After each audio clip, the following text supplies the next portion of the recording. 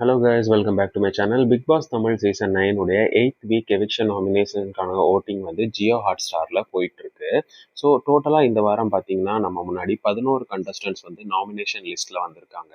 அதில் உங்களுடைய favourite contestants யாரோ அவங்களுக்கு ஓட் பண்ணுறதுக்காக Jio Hotstar app use பண்ணி ஓட் பண்ணிக்கலாம்.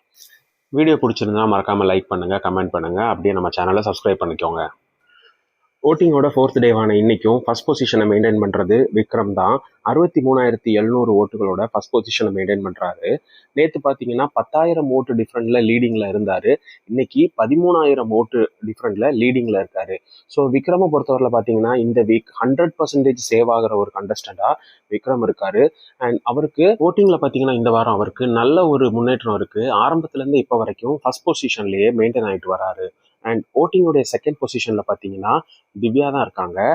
40,376 ஓட்டுகள் வாங்கி செகண்ட் பொசிஷன்ல இருக்காங்க. விக்ரமுக்கும் இவங்களுக்கும் 13,000 ஓட்டு டிஃப்ரெண்ட்ல செகண்ட் பொசிஷன்ல திவ்யா இருக்காங்க. ஸோ போன வாரம்லாம் பார்த்தீங்கன்னா திவ்யாவோட பொசிஷன் மாறி மாறி இருந்துச்சு. இந்த வாரம் ஃபுல்லாகவே செகண்ட் பொசிஷன்லேயே இருக்காங்க. அண்ட் தேர்ட் பொசிஷன்ல பார்த்தீங்கன்னா கம்ருதீன் தான் இருக்காரு. கம்ருதீனுக்கு ஓட்டு வருதோ இல்லையோ உள்ள 2 பேரை மாற்றி மாற்றி ஓட்டுறது நல்லாவே வருது. ஸோ 37,693 ஓட்டுகள் வாங்கி தேர்ட் பொசிஷன்ல இருக்காரு. ஸோ பார்வதி அண்ட் அரோரா இவங்க 2 பேரை வச்சு அவர் உள்ள பண்ற பிளே வந்து சத்தியமா சொன்னா பார்க்கறதுக்கே முடியல. ஸோ உங்களுடைய ஒப்பீனியன் என்ன அப்படின்றத நீங்க கமெண்ட்ல சொல்லுங்க. கம்ருதீன் இதே லெவல்ல போனார்னா கண்டிப்பா அடுத்தடுத்த வாரங்கள்ல அவருடைய ஓட்டிங் ரொம்பவே குறையும். அண்ட் ஃபோர்த் பொசிஷன்ல பாத்தீங்கன்னா பார்வதி தான் இருக்காங்க. பார்வதி வந்து கிட்டத்தட்ட கம்ருதீனை எட்டி பிடிக்கிற லெவல்ல இருக்காங்க. 37,374 ஓட்டுகள் வாங்கி ஃபோர்த் பொசிஷன்ல இருக்காங்க. கம்ருதீனுக்கும் பார்வதிக்கும் பாத்தீங்கன்னா ஜஸ்ட் ஒரு 300 ஓட்டு டிஃப்ரெண்ட்ல தான் இவங்க கம்ருதீனுக்கு பின்னாடி இருக்காங்க. அண்ட் ஃபிஃப்த் பொசிஷன்ல பாத்தீங்கன்னா பிரஜன் இருக்காரு. 30,500 ஓட்டுகள் வாங்கியிருக்காரு. போன வாரம் விஜய் சேதுபதி வந்து விக்ரம ரோஸ்ட் பண்ணதை நம்ம பார்த்தோம்.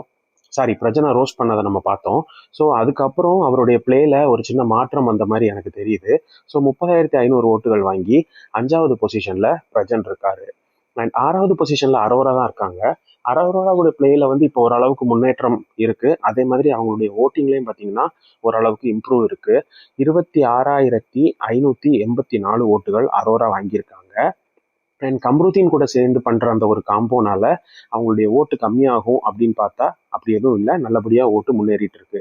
அண்ட் 7வது பொசிஷன்ல பாத்தீங்கன்னா அமித் பார்கவ் தான் இருக்காரு. 23,854 ஓட்டுகள் வாங்கியிருக்காரு. ஸோ இந்த வாரம் ஸ்கூல் டாஸ்க்ல அவருடைய ஆக்டிவிட்டிஸ் வந்து ஓரளவுக்கு மக்கள் மத்தியில ஓகேவா இருக்கிற மாதிரி இருக்கு.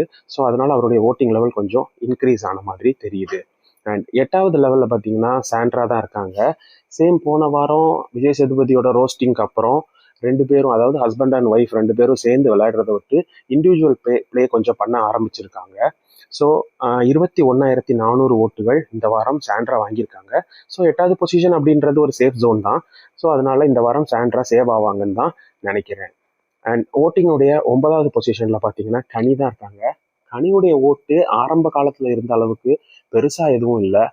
லாஸ்ட் வீக்ல கூட ஓரளவு முன்னாடி தான் இருந்தாங்க. பட் இந்த வீக்ல வந்து ஆரம்பத்துல இருந்தே ரொம்ப பின்னாடி தான் வந்துட்டு இருக்காங்க.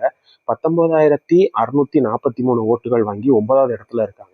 இதே லெவல்ல போனா மேபி கனி இந்த வாரம் டேஞ்சரஸ் ஜோனான லாஸ்ட் 2 பொசிஷன் வர்றதுக்கான வாய்ப்புகள் கூட அதிகமா இருக்கு. ஸோ என்னன்றதை இன்னும் 2 நாள் ஓட்டிங் இருக்கு, க்ளோஸ் ஆகிற வரைக்கும் வெயிட் பண்ணி தான் பார்க்கணும்.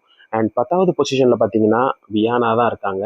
வியானாவுடைய பிளே வந்து ரொம்ப மோசமா இருக்கு. ஸோ வியனாக்கு மக்கள் சைட சப்போர்ட்டும் ரொம்ப கம்மியாயிட்டு வருது. ஸோ அதனாலதான் அவங்களுடைய ஓட்டிங்ல எந்த ஒரு முன்னேற்றமும் இல்லை.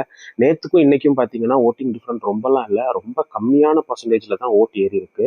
15,865 ஓட்டுகள் வாங்கி 10வது பொசிஷன் அப்படின்ற ஒரு டேஞ்சரஸ் பொசிஷன்ல இருக்காங்க. ஸோ லாஸ்ட் 2 பொசிஷன் தான் நம்மளுடைய ஓட்டிங்ல மேக்ஸிமம் டேஞ்சரஸ் பொசிஷன் சொல்லுவோம். ஸோ இன்னைக்கு வியானா இருக்கிறது பாத்தீங்கன்னா 10வது பொசிஷன்ல இருக்காங்க. லாஸ்ட் கொஞ்ச நாளாவே இவங்க எஃப்ஜேயோட சேர்ந்து கொடுக்குற ஒரு லவ் காம்போ கண்டிப்பா ஒர்க் அவுட் ஆகலன்னு தான் இது மூலமா தெரியுது. அண்ட் 11வது பொசிஷன்ல ஆஸ் யூஷுவல் ரம்யா தான் இருக்காங்க. கடைசி 3 வாரமாவே 11வது பொசிஷன்ல தான், லாஸ்ட் பொசிஷன்ல தான் ரம்யா இருந்தாங்க. ஆனா 3 வாரமாவே நம்மளை எல்லாரையும் ஆச்சரியப்படுத்திட்டு அவங்கள விஜய் டிவி சேவ் பண்ணிச்சு. ஸோ இவங்களை சேவ் பண்ணி மற்ற நல்ல ஸ்ட்ராங் கண்டஸ்டன்ஸை வெளியே அனுப்பி இவங்களுக்கு என்ன கிடைக்க போகுதுன்னு தெரியல. ஸோ ரம்யா வந்து இந்த வாரமாவது எலிமினேட் ஆவாங்களா அப்படின்றத நம்ம பொறுத்திருந்து தான் பார்க்கணும்.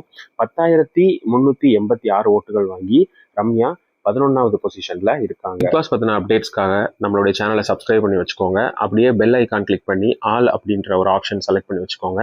நாங்க போடுற வீடியோஸ் உங்களுக்கு உடனே வந்து நோட்டிபிகேஷனா வரும். ஸோ மீண்டும் இன்னொரு வீடியோல சந்திக்கிறேன். Bye bye.